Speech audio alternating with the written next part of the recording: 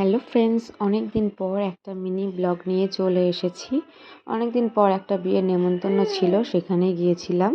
মামি শাশুড়ির মেয়ে, তো সেখানে আমি আমার বর আর শাশুড়ি মা মিলেই গিয়েছিলাম, আর মানুকে রেখে গেছিলাম বাড়িতে আমার মায়ের কাছে, কারণ আমরা ছিলাম বাপের বাড়িতে।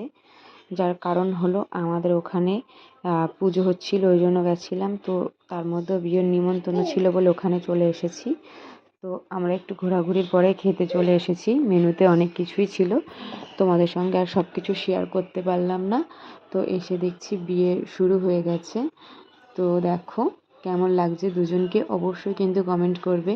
আর সবাই একটু আশীর্বাদ করো, ওরা যেন খুব সুখে থাকে, শান্তিতে থাকে। সবাই একটু আশীর্বাদ করো প্লিজ। তো আমরা সিঁদুর দানটা দেখেই আমরা চলে এসেছিলাম, যার কারণ হলো মেয়েকে বাড়িতে রেখে গেছিলাম, ও কান্না করছিল। তো আমি আর আমার বর আবার বেরিয়ে পড়েছি, দেখতে পাচ্ছ। খুব তাড়াতাড়ি চলে আসতে হয়েছিল, নয়তো অনেকক্ষণ থাকতে পারতাম। তো ভিডিওটা কেমন লাগলো অবশ্যই লাইক কমেন্ট শেয়ার।